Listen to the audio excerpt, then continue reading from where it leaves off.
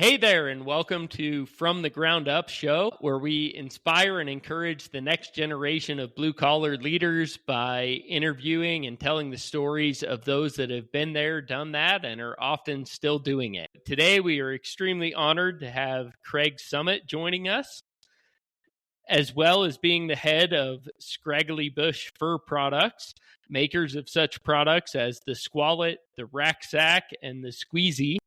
Craig is an Air Force veteran who achieved the rank of Senior Master Sergeant. He's a husband, a father, and an avid outdoor enthusiast. So I'm sure you guys will enjoy hearing from Craig as much as I have. He's got an awesome story, and we'll dive right in. So Craig, welcome, and thank you for joining us. No, thank you. Thank you. Really appreciate it.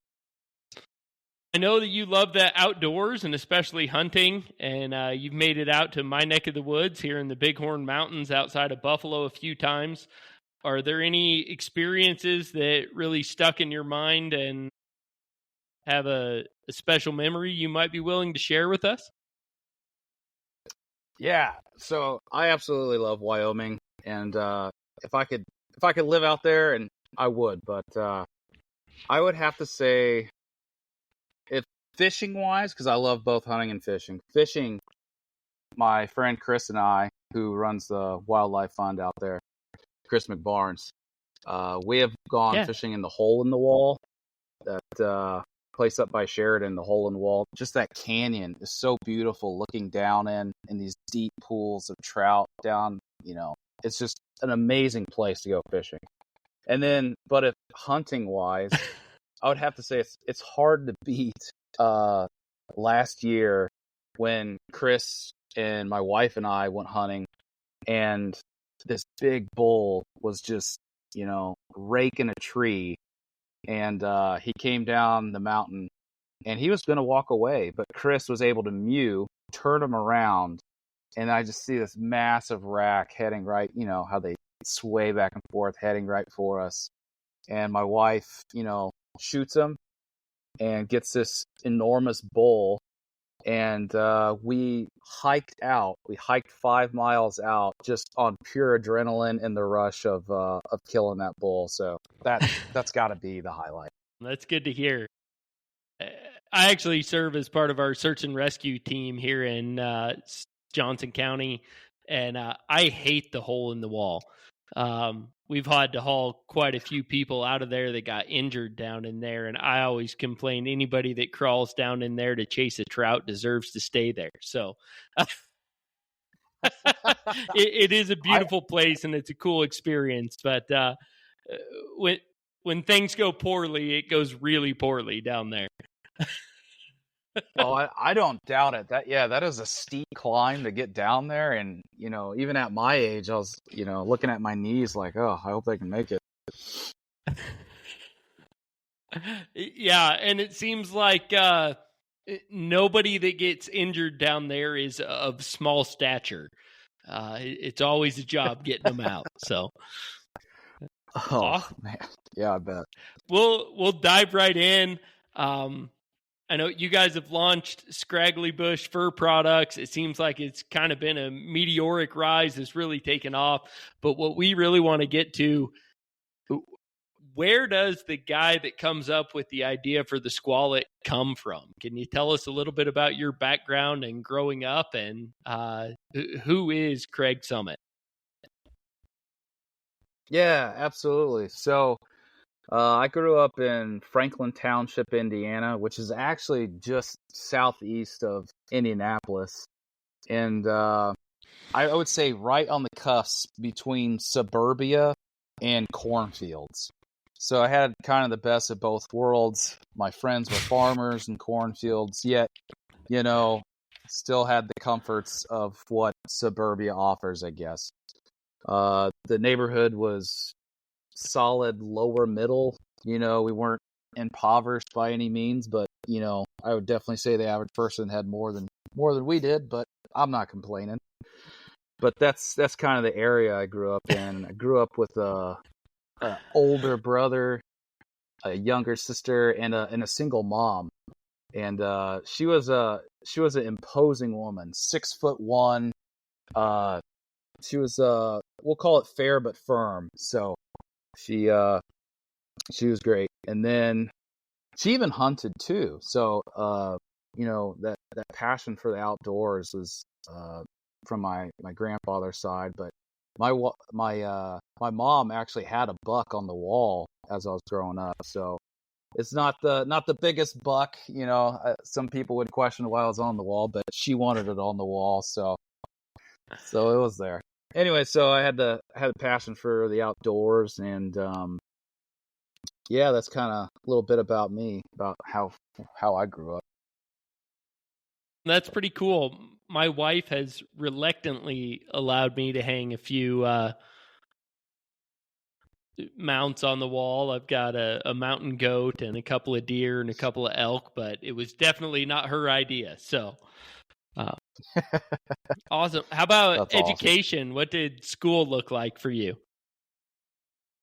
Yeah, so graduated high school, and then I went to Butler University with, as I mentioned, my buddy Chris McBarnes, who runs the wildlife fund out there for Wyoming for you guys. That's where I met him, actually. Go figure, you go to a liberal arts school like Butler, and it's kind of hard to find people that are into the outdoors. So I met Chris, who was wearing a Carhartt at the time, and we immediately hit it off. I was like, well, here's actually a guy that I can relate to. So I went to Butler for a few years, and I went to Butler for a few years, and unfortunately my mother passed away when I was starting my sophomore year. So I didn't do so hot after that. In school wise, a little hard to concentrate. So I ended up dropping out, and I was like, man, I need a foot in my butt to get disciplined, to get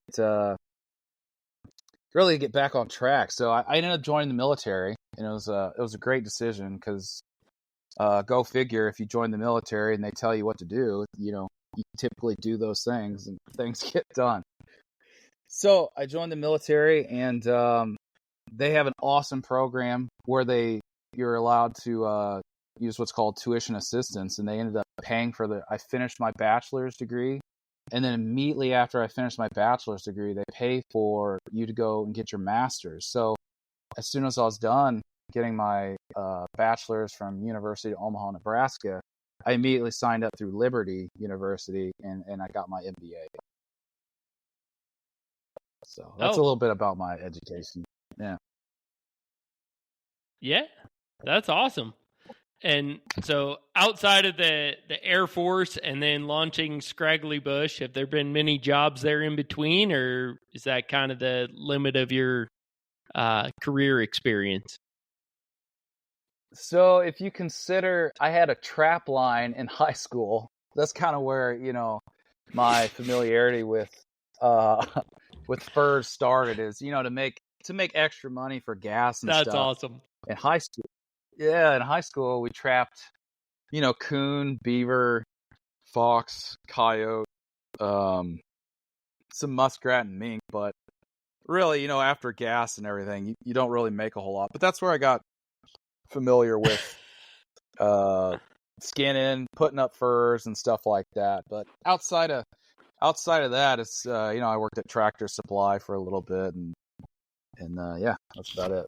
That's a great background. My dad ran a trap line for a little while in school to raise some money. That's great. So this has been like a lifelong pursuit for you. Your background with fur and trapping and doing things out of furs has been a pretty broad experience. You started pretty early. Yeah, and like I said, I was fortunate to have friends who lived on farms close to me, to where we went out there and they had the ground we could trap on. So it was a great time growing up. That's great. I might be a little bit envious there. So okay, so I gotta know, Scraggly Bush, where in the world does this idea and this name come from? Absolutely.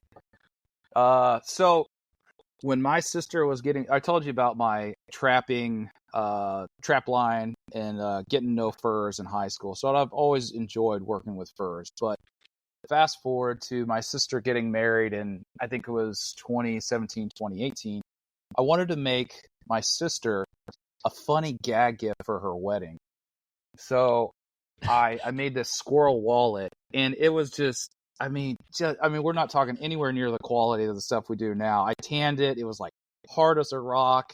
His legs were sticking out. It was pretty comical, but that's what I was aiming for. So I brought this Squallet to my sister's wedding, and it was kind of a hit. People thought it was funny, and they started saying things like, so and so would want those, or I bet you could sell those. So my brain kind of got primed and was like, maybe this is a thing. But I buried it in my brain and kept on doing what I was doing. And then fast forward to 2021 in January, I was in Wyoming again with Chris McBarnes, and we were cow hunting with Pat Crank, the former Attorney General of Wyoming, which, by the way, it's not like I rub elbows with highfalutin people all the time. Like, it was just chance that Chris knew him. So I just wanted to throw that out there. I don't rub elbows with Chris really has that skill. He knows how to connect people. Yeah, and not that Pat's a great guy. He's hilarious. But as we're cow hunting, and you're a hunter, so you understand this, there's downtime to hunting when you're not seeing game. A lot of conversations come up, and Chris was nudging me. He's like, you got to show Pat Crank that Squallet video. So I took a video of the wedding moment, and I showed Pat, and that was just the talk the rest of the trip. Anytime we had time to spare, it was talking about this Squallet. And he was telling me, he's like, I got all these buddies in Wyoming that would just eat this up and buy one. So this idea of selling Squallets it resurfaced in my brain. And when we went home after this cow hunt, we had, it was COVID era. So we were sitting around, and there's a lot of thinking because there's not a lot going on in the COVID era. You're trapped in your house, at least we were. And so I started thinking about it. And then we got a stimulus check. I was still getting paid. So I was still getting paid, and we got $2,400, me and my wife, for the stimulus check. And I said, hey, if there's ever been an opportunity, here it is, because we're getting money we weren't expecting or counting on. So then I had to present the idea to the boss, that is my wife. And I was like, honey, I have an idea what we could do with the stimulus money. And, we're not rich, so $2,400, that's a lot of money. So initially, I was like, I think we should start a business selling squirrel wallets. And her reaction was about like you could guess. It was like, yeah, that's not happening. But I slowly started to convince her by saying, okay, we'll take the $2,400, which we weren't expecting anyways, and that's all we'll put into it. We won't put a dime more. If it generates revenue, great. Then we'll use that revenue to fund, further development of the business or whatever, but we won't go over that 2,400 cap. And I think reluctantly she finally signed up for the idea of starting the business. But, oh man, I can only imagine how that conversation would have gone in my house. It was difficult, I'll tell you that. But name, that's awesome. Name, so yeah. We get questions all the time about the name. And so one of my best friends growing up was a firefighter paramedic, and we used his first and last name, he always told us, translated in Gaelic to Scraggly Bush. So naturally, as teenagers, this immediately became his nickname. So we called him Scraggly Bush as his nickname forever. And then, unfortunately, he ended up committing suicide in 2012. So I thought, what a great way to honor him, kind of poke fun of him at the same time, honor him, and then the name also suits the business well. So that's awesome. Oh man. So COVID's going on. You have this crazy idea to launch this business. And now it seems like it's kind of taken off in a huge way. I see your products all over the place. I have the personal connection through Chris, the mutual friend, but I'm seeing your products pop up all over the place. Tell me a little bit about the story of building this business and how it blew up on you. Yeah. So I am not technologically inclined, neither is my wife. Technology is not our biggest asset, if you will. So just building the initial website and getting everything started. We also don't know, we don't have anybody in our family that owns a business. So, this is all from scratch. This is all brand new to us. So we managed to build a website for the business, and it worked. And we launched March 30th, 2021. And, outside of a few friends and family ordering, it's pretty much crickets for the first month or two. And we're like, oh man, well, maybe 2400's all this thing's going to take, because maybe it'll just die. But we got lucky, and I had never heard of TikTok in my entire life. And my buddy hits me up and says, well, maybe you should think about throwing a video up on TikTok. And I was like, well, I don't know what that is, but I'll make a video for you. And July 4th, we're super patriotic here.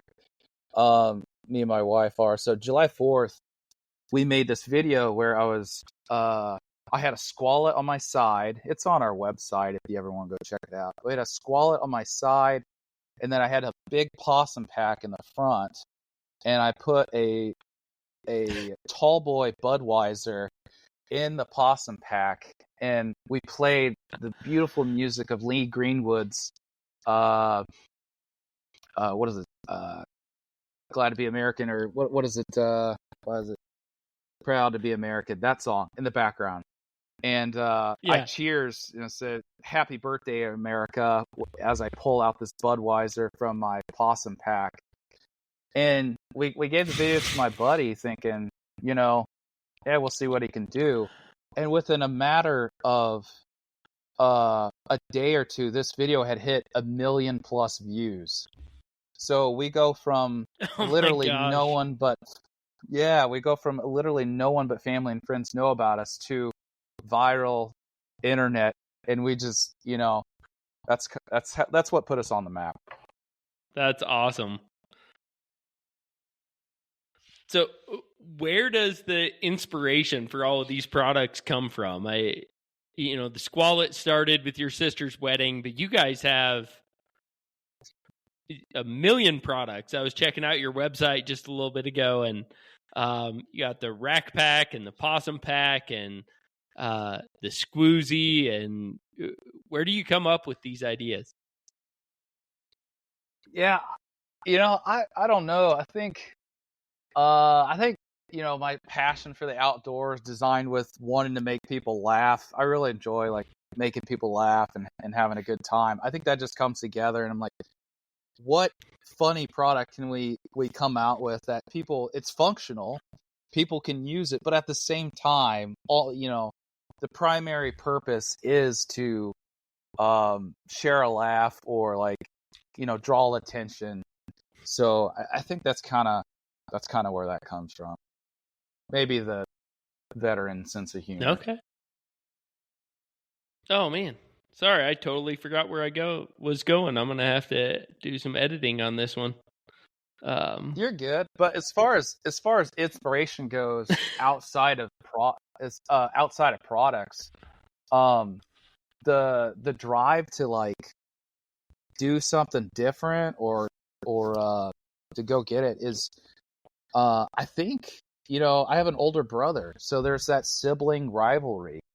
And he has always been a successful welder. He's been super successful. The guy came out of the womb able to build whatever he wanted to do, or build whatever he wanted to build, do whatever he wants to do. So I think, that sibling rivalry kind of pushed me to like try something new and try to get ahead. And it's a super easy path when you have someone in front of you that's already doing very well, and you can kind of just look at them and be like, oh, okay, yeah, I'll follow in your footsteps. So I know your wife was a slow adopter. It took a little bit of convincing to get her on board, but it seems like you guys are kind of doing this together. Has she come around to the idea of running this business and the potential that it has? Oh, absolutely. So our first goal when we started this thing was, we have that connection with Wyoming to elk hunt. We wanted to come out and do a bull hunt. We had done the cow hunt. So one of the main drivers behind starting this business was, as an out-of-stater, elk hunts are kind of expensive. I mean, you're talking $5,000 if you end up putting down an elk. If you pay for processing, if you're going to put one on the wall, all this stuff. So we just wanted to be able to afford a elk hunt. And if we did that, if we met that goal, we'd be tickled pink. Well, we set a goal of like 5,000 to 8,000 because that's probably what it's going to cost to go on a decent hunt out there. And luckily, at the end of year one, we were able to meet that goal, and we were tickled pink to meet that small goal we had set. We were elated. And then I think it was really then the fact that this business was enabling an adventure or trip is really when I saw the approval in her eyes, if you will. Like, okay, yeah, this really can be a thing. What has been the most difficult part of your journey so far? Have you had any big roadblocks that you thought were going to shut you down, or any sleepless nights, really difficult moments? Oof. So like I mentioned, getting started when you don't really know anybody that has done this before was, I mean, in effect, you're kind of like trailblazing because you have no idea what you're doing. You don't have a lot of people to ask questions about. But outside of that, one of the most difficult things was after that video hit 1 million views, we were nowhere near ready for that. We didn't have the supply of furs on hand. We weren't ready for the growth. So that was another difficult thing. And the other thing is, when we first started this business, we just had one kid that couldn't even walk yet. So, I could easily go to the basement or go and get a lot of work done. And there wasn't a lot of loss. We now have 3 kids, so 3 young ones. So working around their schedule, I've shifted to where I sew and work on the business a lot later at night. And so I would say those are probably the most difficult things. Yeah. That third kid is really a game changer. We have 3 ourselves, and that was the one that we had one. It was new. You're figuring it out. The second one, you're just adding a second of the same. You doubled the amount of work. But then we felt like we had the 2 under control, and okay, we've done this twice. We kind of know what we're doing. Like, what's the big deal with the third? It's just 50% more. And holy cow, that third was, that changed the game in a big way. Is that the case for you? Oh, yeah. Yeah, you're no longer a man-to-man defense. So we're, one person is always stuck with the baby or stuck with 2. I should say stuck. One person either has 2 kids or one person has the baby. And, it's definitely it's a challenge, that's for sure. Yeah, the friends that I've talked to that have been bold enough to go for it tell me that the fourth isn't as bad. That number 3 is the big game changer, but we weren't bold enough to go for it. So 3 is the limit in our house. No, same here. More power to them. Glad for them, but I think 3 is definitely where we'll be stopping. Yeah. So I know you have a lot of background trapping and doing furs yourselves. Do you still source most of your furs yourself, or do you buy them? You know, I really wish we could source our furs ourselves. I wish I could make a living by shooting squirrels all day or shooting raccoons, But no, we have about 4 or 5 different fur suppliers from the Midwest where we get our furs already tanned. I would love to expand in the future where we have that process where I'm buying furs direct from hunters and from trappers, and I have a skinner or I skin it myself and then we tan it. I'd love to incorporate that later on down the line or expand into that. But as of right now, we just have our fur suppliers and we buy them already tanned. But they're all from America, and we don't use any farmed fur either. So. Oh, so they're all naturally harvested. Yes, yeah. All of our animals we use are naturally harvested. We don't use any farmed fur, which is interesting because you would think our clientele wouldn't necessarily ask questions like that or care about that, but we routinely have emails and phone calls to ask, are our furs responsibly harvested, or are they want to know more about how the animal was harvested so they could, I guess in their minds, justify walking around with a squirrel koozie. Yeah. It might just add to the unique appeal of the product of just knowing that it's not a mass-produced kind of farmed product, but that there's something unique about it as well. So that's awesome. Yep. Yes, sir. So you said it was March of 2021 is when you started.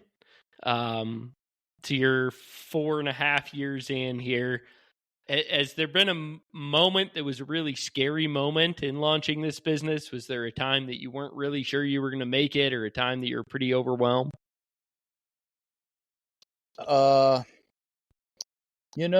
As far as starting the business, even though we didn't know a whole lot, I've never been scared to take a risk or try something new. So I wouldn't say like the initial start was that scary. I would say the scary part is, and you as a hunter, you understand, there's so many regulations that governing fur bearer and taking, and then you interwoven with business regulations now. So I guess what I'm always scared of is there's going to be some obscure regulation that I haven't read up on, or like, what if I fail to do something? Because again, this business thing is all new to me. If I fail to, like, I do my own taxes. What if I make an error on my taxes, or if I fail to, just that kind of like administrative error is kind of what keeps me up at night. But yeah, that's what I would say. Oh man, I think that's a fear for every business owner out there. The IRS is I've heard it called the KGB quite a few times. It's a little bit scary messing with them. So that's hilarious. Yeah. Awesome. When in your journey with Scraggly Bush and building this business, has there been anything where you kind of had your mindset in one direction, and this experience of building a business, being an entrepreneur, exposing yourself to new things has kind of shifted or changed your mind about anything? Yeah, I have learned to listen to my wife quite a bit more because she she is great when envisioning products. So the uh first off, she runs the business while I'm at my other job during the day. She takes care of all like supply chain, fulfillment, answering phone calls. So she's fantastic. So I got to give her credit for that. But also, just her ability to envision what a product should look like is better than mine. I don't know what kind of trait that is in your brain that allows you to see things before they're made, but she has got a leg up on me in that department. And Wow. for products specifically, I'm thinking of the possum pack. So we go to build this possum pack, and I'm thinking, okay, so I'm gonna cut 4 pieces out. We're gonna make it like a rectangle. It's gonna be this intricate thing. And then I remember clear as day, my wife takes a possum pelt and then she just turns it to the side and says, "Why don't you just cut the head off right here? And it's already intact. You don't have to do any sewing." And I was like, why did I not think of that? That was genius. So, and there's been a couple other instances where she's you know, kind of guided me and said, "No, I think it'd be easier if we just did it this way." So, Oh man, we'd all probably be better off if we listened to our wives more often. that's true. Yeah. What has there been a major mistake that you feel like you've made building this business, or something that you regret, you wish you could have done differently? Yeah, I think not advertising adequately in the beginning. I think we could have got a quicker start had we appropriately advertised our products in the beginning. And then when we did have that huge surge on TikTok, the initial time, I mean that we lost out on so many orders because the surge happened and we didn't have any furs. We didn't have not near the amount of furs that we needed to keep up with this massive surge after the million views hit. And instead of like taking pre-orders or setting up the website for pre-orders, we just turned it off because we said, well, we don't want to disappoint customers because we don't have the product. We can't guarantee we had the product. At that time, we only had one fur supplier, and so another thing is not having multiple suppliers lined up. But what we should have done is, if we knew we were going to be advertising in that capacity, we should have had products made ahead of time, and we should have had the supplies ready to go, and we should have known how to enable pre-orders, and that way we could take people's order and get back to them later. So I think a lot about that situation, and we have grown a lot since then. We now, prior to advertising or putting videos out, we ensure that we have quite a bit of supply on hand, and we've kind of developed some surge tactics, if you will. Yeah, that's probably a difficult thing to manage in your business. Yeah, because there's only so many squirrels out there, and there's only so many people that sell squirrel pelts. So yeah, I tease people and like I tease people and like to tell them that I own the squirrel market in the U.S. and I don't know if that's true, but that's great. Yeah.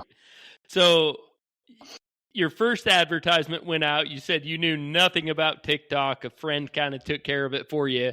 Have you learned a little bit about TikTok or social media since then? I have. I entrust my wife with all of those accounts. I don't have them on my phone, but she's much more savvy in the social media realm than I am. But yeah, we learned all kinds of things. turns out if you get enough views over a certain point in time, you can get paid for it. And yeah, so it's a whole new world, and I'm lucky that my wife knows way more about TikTok and social advertising and stuff like that. So That's awesome. Awesome. Well, good for you. I always like to ask, have you made a beneficial mistake, a mistake that in the long run ended up helping you build your business or taught you a lesson that is really going to help you build upon? Is there anything that comes to mind? I think so. And we can laugh at it now, but there's probably quite a bit of sales we lost due to this one. But when we first launched, we decided we were going to make skunk koozies, and we were anticipating some good sales to come out of this because we had a lot of inquiries about, hey, would you do skunk fur? Would you do skunk fur? That is nothing I ever entertained because I didn't think people would want a skunk fur up to their lips, So we could have launched the skunk koozie, and I was super excited. I had high hopes, and we launch, and it's just crickets. And I'm thinking, like, what is going on here? And it goes a month, maybe a month and a half, and we get our first order. And I look at the order, and the price, when we had entered the price, we didn't double check, and we fat fingered in like it was something ridiculous, like an extra 0 or 2 zeros. But it was an astronomical price for this skunk koozie. No wonder nobody bought one for that price. But eventually someone did. We were able to refund them the difference from what we wanted to sell it for and what they purchased it. But lesson learned is like attention to detail, double checking, your website, what the advertisements, what you put on there, because it could really mess up. So Okay, that's a good lesson to learn. So, what has been your biggest win so far? Has there been a moment that stands out as just a super high, a time when you're like, oh my gosh, we never thought we would be here? Oh, outside of seeing the people that originally looked at me like I was crazy for starting this kind of business, and the people, I kind of expected people to kind of look down a little bit and be like, ugh, like, I can't believe you're not embarrassed to do this sort of thing.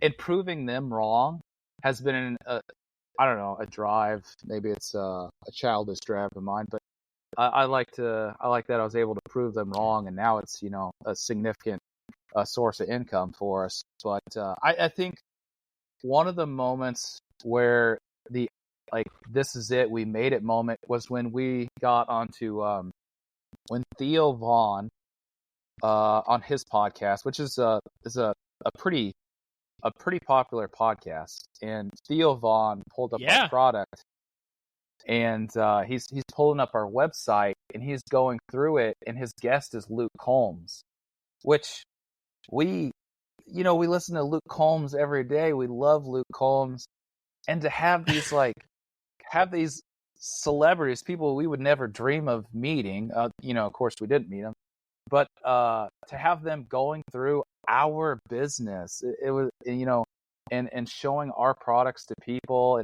and joking about our products, it was like, holy cow! Like, I can't believe we're here. So, yeah. Yeah, that's awesome. That's awesome. And that show appears to have gone pretty wide and far. I know I've heard about that show a few times from a few different people. Did that make a big difference in your sales?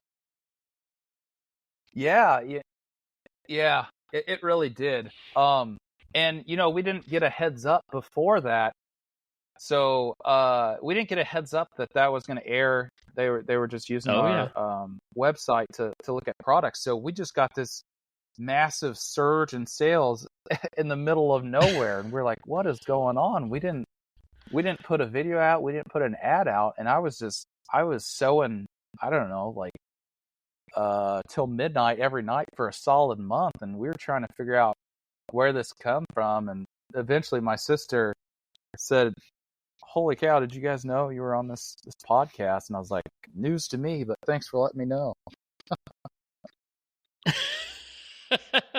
That's great. Well, that brings me to another question I had.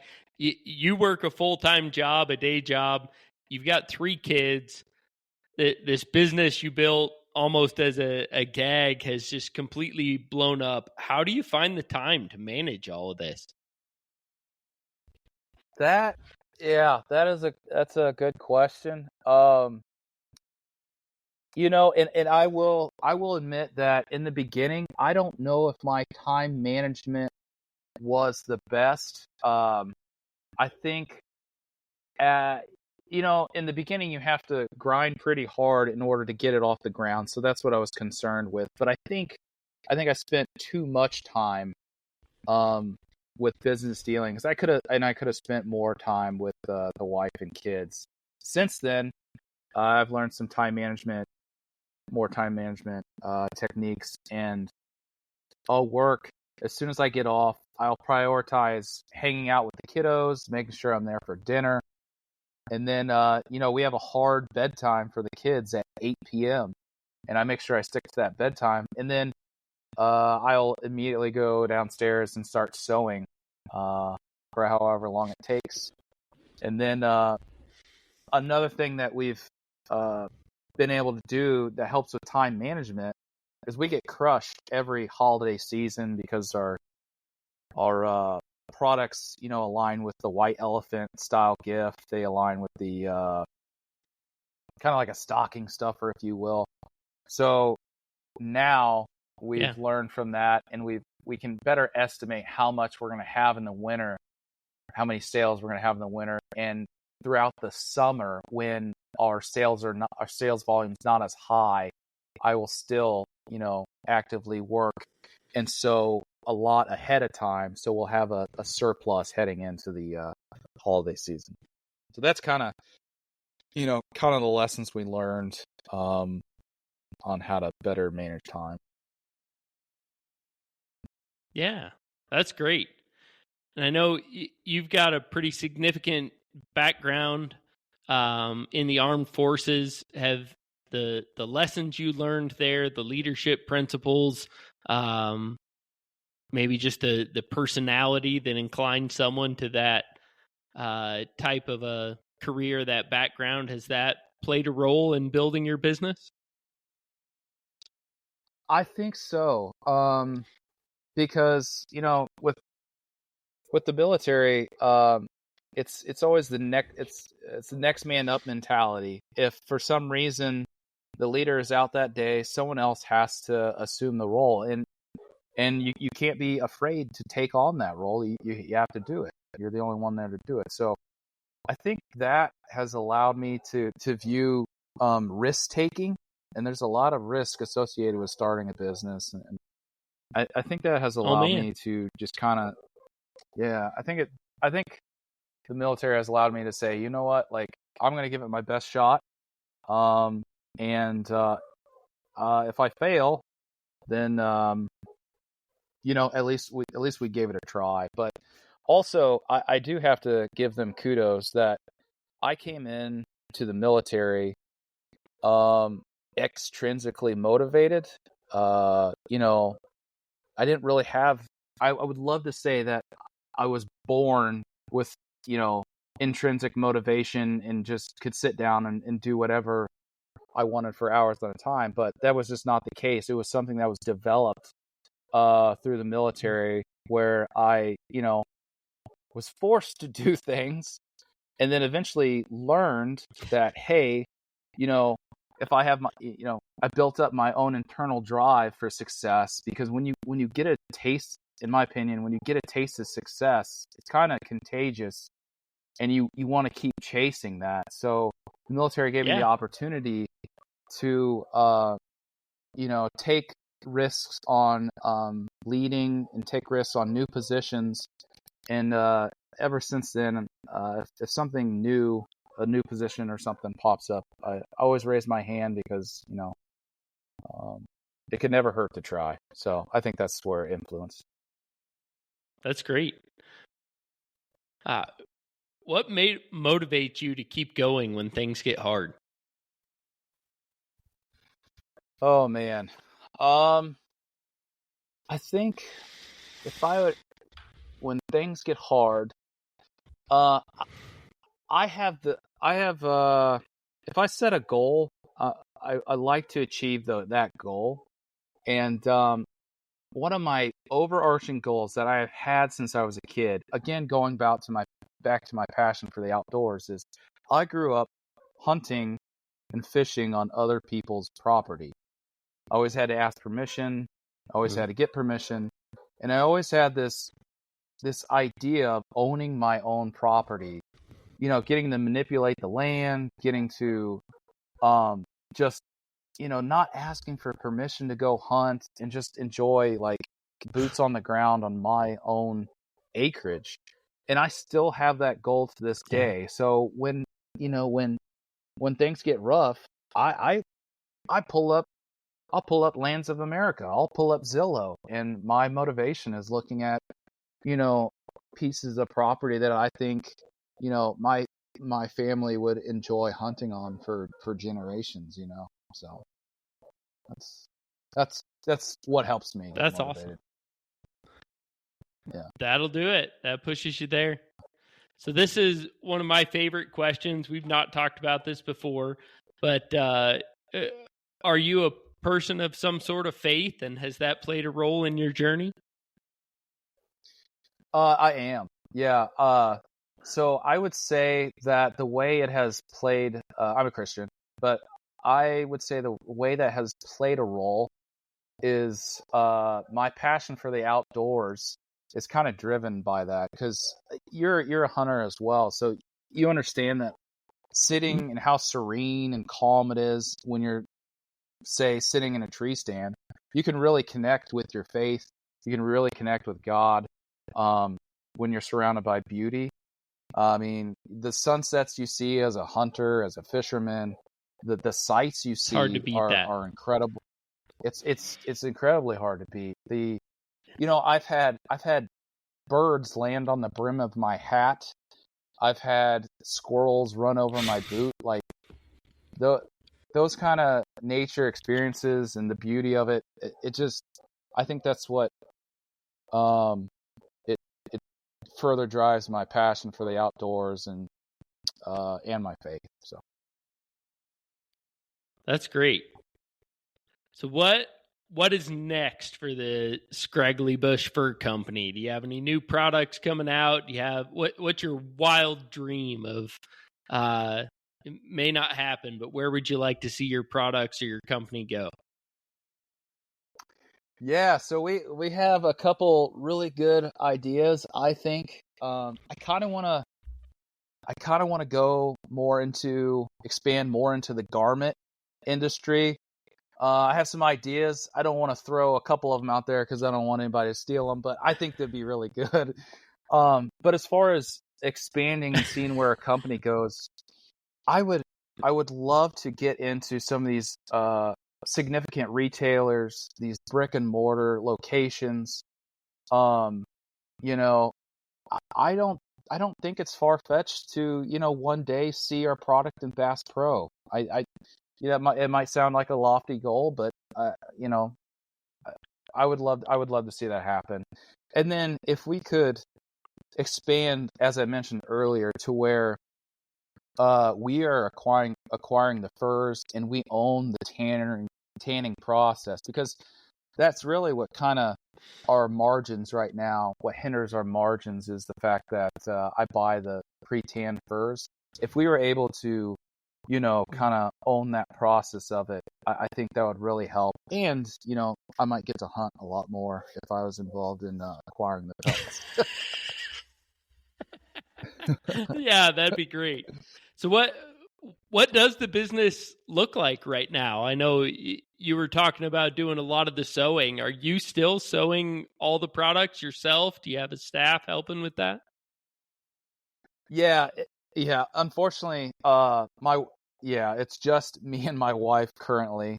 And that's Oh somewhere my gosh. immediately where we need to expand is I haven't taken the leap yet of hiring on permanent personnel. Now we've hired some temporary additional personnel during the holiday season to help out with the surge, but I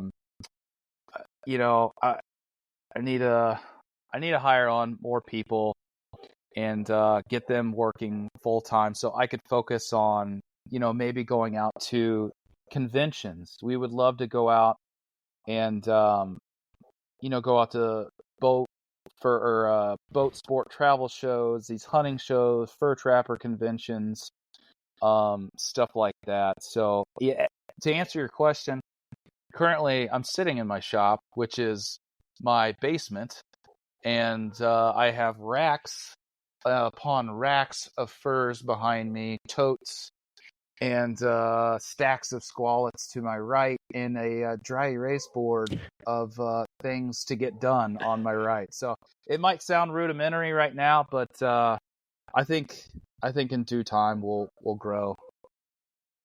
That's great. I hope that you do. I love checking out your products. I love seeing the new things that you have coming, and that's pretty cool. So Yeah, awesome. appreciate it. Well, I know you love coming out here to Wyoming and hunting the bighorns and fishing. Do you have any upcoming trips planned? I think we're planning to come out to Buffalo again in February to visit my friend Chris McBarnes. Our kids are the same age, but that Lake DeSmet, I have been out to Buffalo, I think, 7 or 8 times now, and I've never fished Lake DeSmet, and it's just this big body of water just staring at me every time we drive by it to go hunt. So I think I want to rope Chris in February to brave the elements and go ice fish the DeSmet. Okay. Well, when you do that, let me know. I personally don't do a lot of ice fishing, but I know quite a few people that do. We might be able to hook you up and see if we can improve your odds a little bit. So, oh, absolutely. I appreciate it. Cool. Well, thank you so much for joining us. Something I asked all of our guests, is there anybody you'd like to see on the show? Somebody that you think has a really cool story, or somebody like yourself that just has an incredible product, an odd product, an industry or a niche that you'd like to learn some more about? Ooh, that is a good question. Someone that has a product that, interesting. I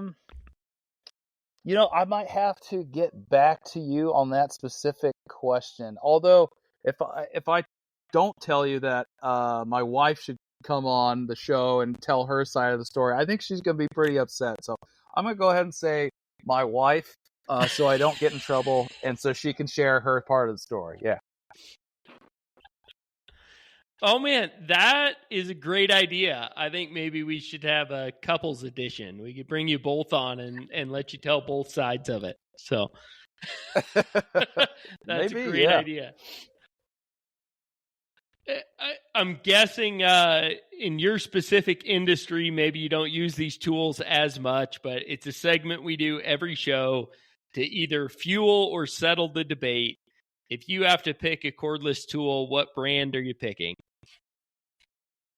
Wow, I hope I don't offend people out there with my choice, because I'm probably the last person to choose. My brother is probably going to hear this and go crazy, because he is the guy that can build anything and has like tools upon tools. So I'm going to have to go with DeWalt, because that's what I have. I know it's not the highest quality of cordless products, but that's what I have. That's what I know. And I was able to finish my basement this winter with DeWalt products. So that's what I'm gonna have to go with. Fair enough. That works for me. I'm a DeWalt guy myself. Again, I haven't tested them all. That's just kind of what I wound up with. But that works for me. So awesome. Well, Craig, thank you so much for joining us. This has been awesome. If the listeners want to check out your products, find you, reach out to you, what's going to be the best way to get in touch with you? Yeah, absolutely. So www.scragglybushfurproducts.com. You can go to our website right there and view all of our wonderful products. And then also, if you want to send us a message, it's got our link to our email. It's got our link to our social media on there as well. So you can hit us up there. Sounds good. Well, thank you guys so much for joining us here on From the Ground Up show. If you want to be part of a future show as a guest, or if you have a question to ask of one of our expert guests, please find us online at fromthegroundupshow.com, or you can find us on social media at From the Ground Up Show. And if you have benefited from the show, if you have enjoyed the content or learned something, it would mean a lot if you could like, subscribe, share. That's our best tool for getting the show out, and it means a lot to us. So thank you guys so much, and until next week, keep grinding.